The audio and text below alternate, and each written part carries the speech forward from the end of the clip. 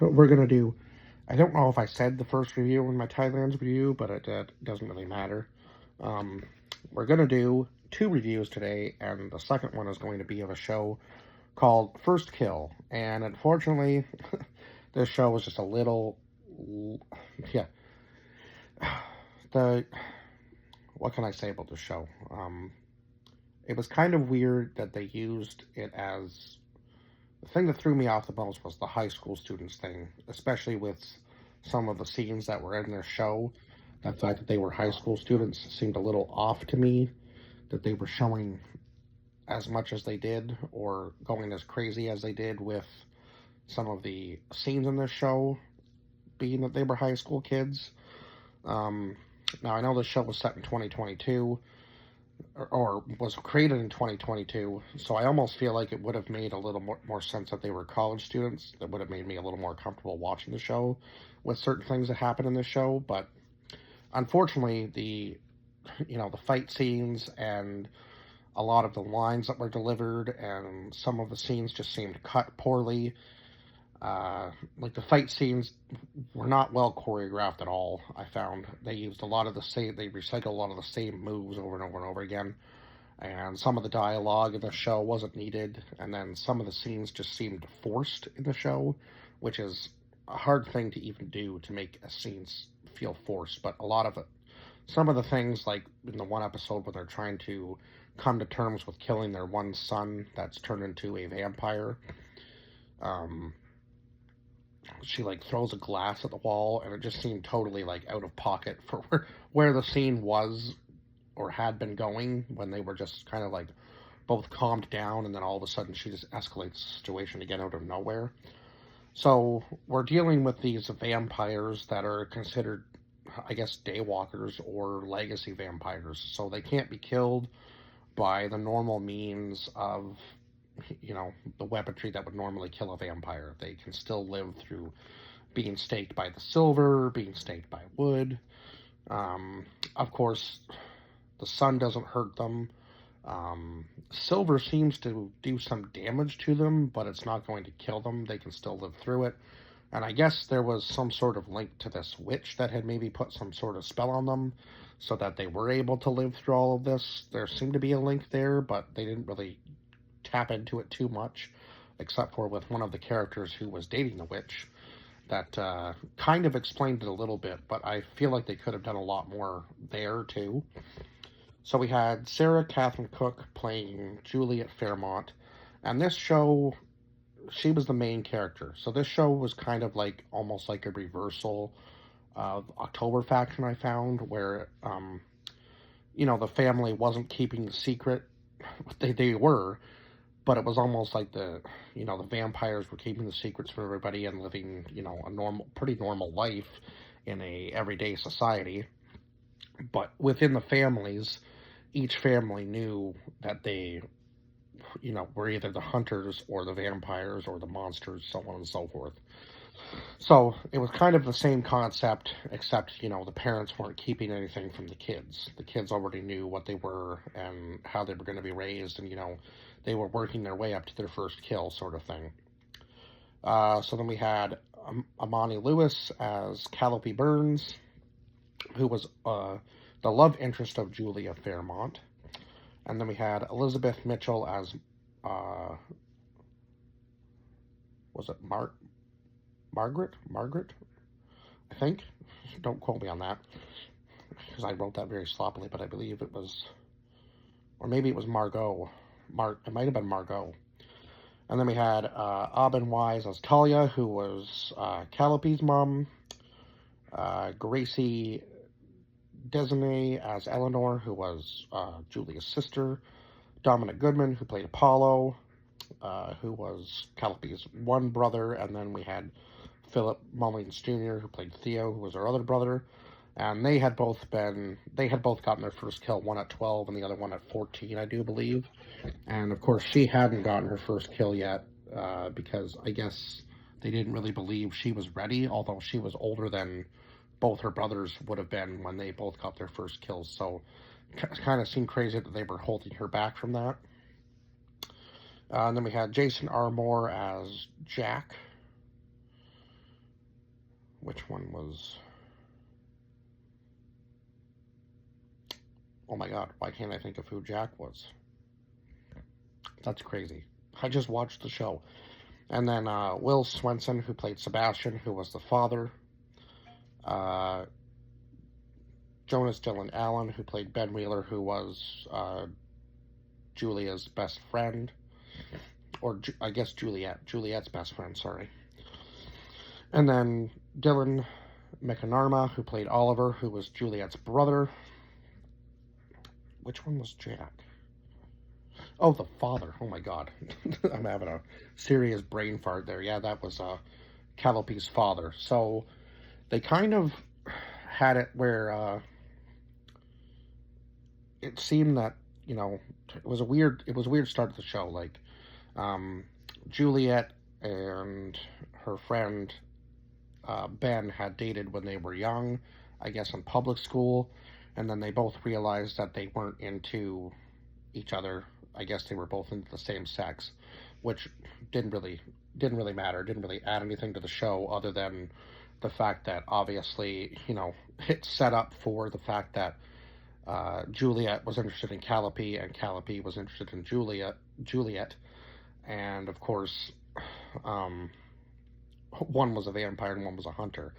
Now, it was kind of odd to me that, you know, Calliope was just able to tell the monster. I guess she had been a monster hunter her whole life, though. She had been raised to, you know, kind of tell the signs. So she got invited to this party already knowing that Juliet was a monster, and of course had every intention of staking her. But Juliet was there because she was slowly already having, like, she had a crush on Calliope and wanted to do the, you know, obviously wanted to hook up with her. That was kind of where Juliet's thought process was. Then Juliet hadn't had her first kill yet, so everybody in her family was kind of putting in her head that she had to do it, right? So I think she was going to try to do it with the person that she was falling for, so that it kind of made it a little easier on herself. Now, of course, she bites Calliope, and then Calliope stabs her, and then this whole mess starts with the brothers, and of course, the vampires and the hunters trying to kill one another. There's this big ceremony for Juliet, who everybody thinks has had her first kill, but her sister finds out that she hasn't, and of course her mother somehow already knew, so they try to stall and call the whole thing off eventually, and then, of course, her sister was probably the most evil person out of them all. She just killed for pleasure rather than anything else. Of course, now I understand that vampires obviously have to feed. They don't eat human food, so it makes sense, but she was, you know, definitely going over the line, for sure. Which is, yeah, so Eleanor was definitely going over the line the entire time. Her brother Oliver came in to try to, you know, say that there are other ways to go about things. You don't have to, you know, follow in the family's footsteps of feeding. Now, I've seen other vampire shows where, you know, they feed on animals, and they say that it's not as sustainable, but I guess vampires can do it, and eventually it becomes somewhat sustainable to them. Like, I guess they don't have, like, the red eyes, they have, like, the brown eyes, because if they're feeding on animals, there's a whole bunch of, like, history and stuff to it in certain movies that, yeah, and then even, like, what was that movie called with the, when they're trying to make the vampires into, what's it called, Daybreak, I think, where they're trying to make the vampires into daywalkers, but these ones already seem to be able to do it without a problem. So there was some sort of spell going on there, I guess, with this witch, that she had made it so that they were able to live as normal human beings, even though they weren't human beings, if that makes sense. So, of course, there was always tension between Calliope and, oh my god, Juliet. But, of course, then her brother gets involved with Eleanor, Calliope's one brother. Apollo gets involved with Eleanor, and of course things kind of escalate. They start to form this relationship. They start falling for one another, and then Theo gets into the mix, and she ends up fighting both of them, and unfortunately, Apollo stakes Theo, and the only way to save him was to, of course, turn him into the one thing he didn't really want to be, because his mother was killed by a vampire. So, and the more he tries to dive into it, the more it seems that he's putting tension on his own family, and this whole guild thing is trying to force them not to find the truth, which is kind of crazy, because if you were a vampire hunter and you were trying to hunt monsters or vampires or whatever it is you're trying to hunt, you would think that the people you're working for would want you to know the truth, so that you kind of, I guess, go after the thing that you're hunting for more. That to me just makes sense, because you're trying to develop, like, in everybody's heads that these guys are bad and you're the good guys, right? Um, but there was kind of like this very thin line as to who was good and who was bad, and I don't think in the very end of the show, unfortunately, that anybody was really truly good.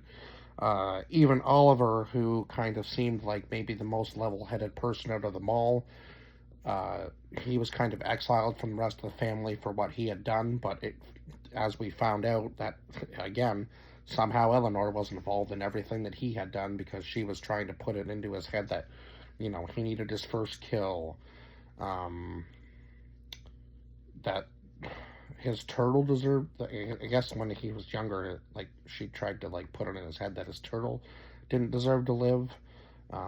Then there was, like, this teacher that they ended up killing, or therapist, I think, that they ended up killing. And again, it was all due to Eleanor and her, like, crazy mind control trick that she was able to pull on people. So, kind of insane that Eleanor even had that much power. And of course, she was trying to come after and be, like, the head of the table and take over for her grandmother and her mother.